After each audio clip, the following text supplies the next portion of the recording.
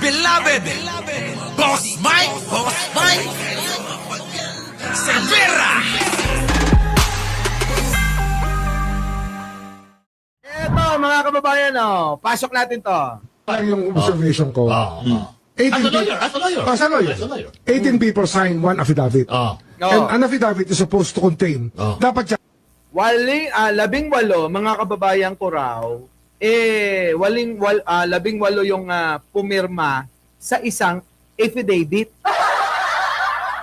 Kita nyo, isang affidavit lang, isang affidavit lang yung pinirmahan nung labing walo. Kasi mga kababayan, dapat isa-isa yun. Solo-solo kung ano yung kanyang personal knowledge. Bawat isa.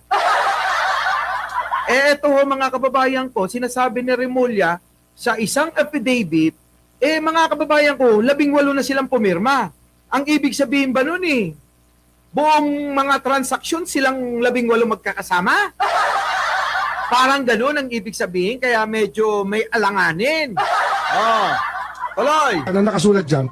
Personal knowledge mo. O by on. Yung sarili mo lang nung karanasan. Alam mo. Kaalaman, sarili mong karanasan.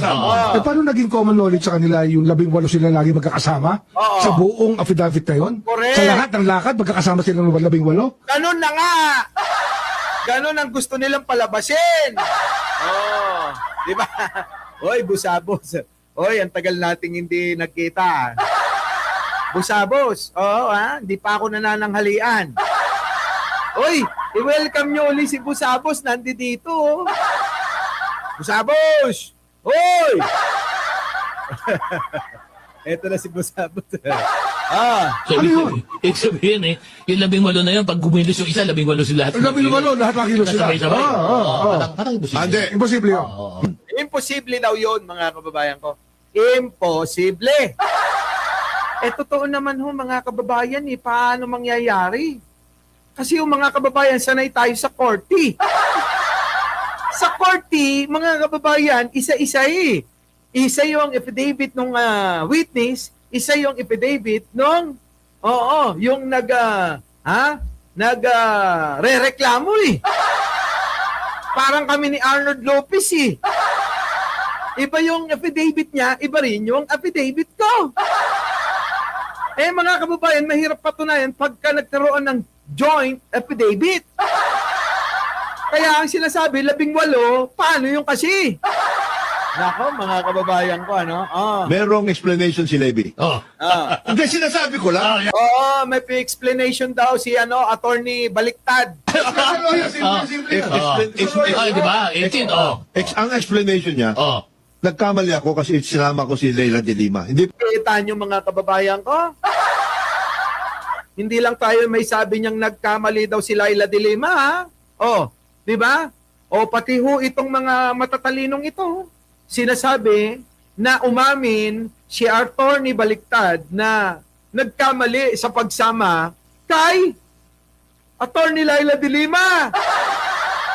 Di ba? Di ba? Historiador, historiador, Boss Mike, bakit ba si attorney Libayan naging DDS? Inggit ba sa pwesto ni attorney Claire? Tsaka ba sa kapugian? Tao pa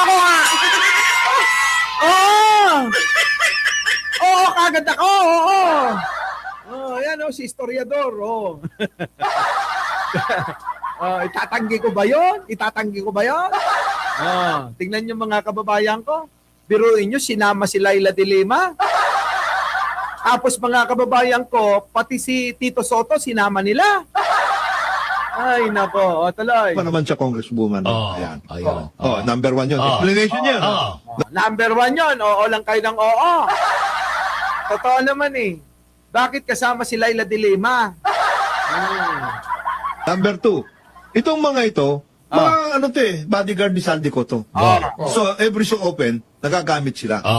Na nagdadala ng ganito, etc. etc. Ang tanong sa kanya, alam mo ba kung anong ibig sabihin ng 805 billion? Hindi nila alam yun.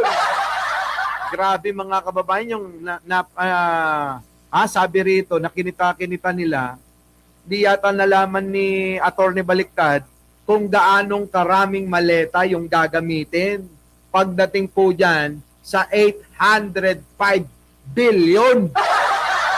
Abay, marami ho yan mga kababayan. Ilang maleta ho yan? Pakinggan nyo. Ilang maleta ho yan? Yung 805 billion. Ang tanong sa kanya, alam mo ba kung anong ibig sabihin ng 805 billion? Ha? Nasa maleta na sinasabi mo? 13,000 na maleta yan, ha? Nasaan yung mga 13,000 na maleta yan? Ganun ba karami ang maleta dito sa Pilipinas? Nako, marami naman ho. 13,000 daw na maleta. Putik na yan, 13,000. Sana ako na lang nag-supply, ano? Next time nga, bumili kayo sa akin kung 13,000, no, bibigyan ko kayo ng discount. Grabe, no? 13,000 na maleta. Yun daw ang kailangan na makita, 13,000. Hindi yung palima-lima, pa-apat-apat, patatlo-tatlo, dala-dalawa. Hindi ho daw yun. Kung hindi kailangan makita nasaan ang 13,000 na maleta. Putik na yan. Oh. Nakuha nyo mga kababayan? Eh wala naman po silang pinapakita na 13,000 na maleta.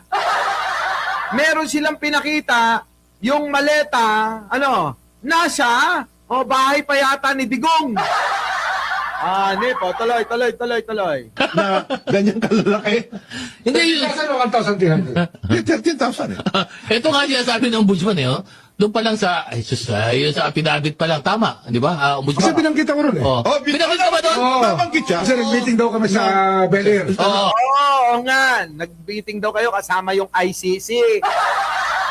O ikaw naman, Remulla, magpaliwanag ka. Kasama daw yung mga taga-ICC nung nag-meeting kayo. Grabe, no? 806 na tonelada. Yan. Halos buong budget na ng DPWH. Wala na silang susweldoin. Eto na. ICC prosecutor ang tamitin niya. Ano, may 18 abogado? 18 Witness? sundalo? May witness? Parang medyo... It never happened. Diba? Tinanggi ho ni Remulla na never daw ho nangyari na nag-meeting sila. Saka pag labing Pero naging personal knowledge yun. Ang gusto ko, tumestigo yung 18 sa Senado. Sige, Yes. tumestigo Tama sila. yun. May abad ba? May affidavit daw pinirmahan? May pinadala na affidavit? Totoo ba? Di ba po meron mga sila 18 di ba? Pero may affidavit nga. Tapos may binigay Nagsubmit na sila sa affidavit. Office of the Ombudsman eh. May nagsubmit nga. Pero sa isang affidavit po, silang 18 ang pumirma. So, ibig sabihin, kung ano po yung nakasalaysay doon, sila yon lahat. Lahat sila iisa ang sinasabi. Walastik mga kababayan ko, ewan ko ba? Paano yan, Greco? Yari ka dyan, ha, Greco, ha? Our beloved Boss Mike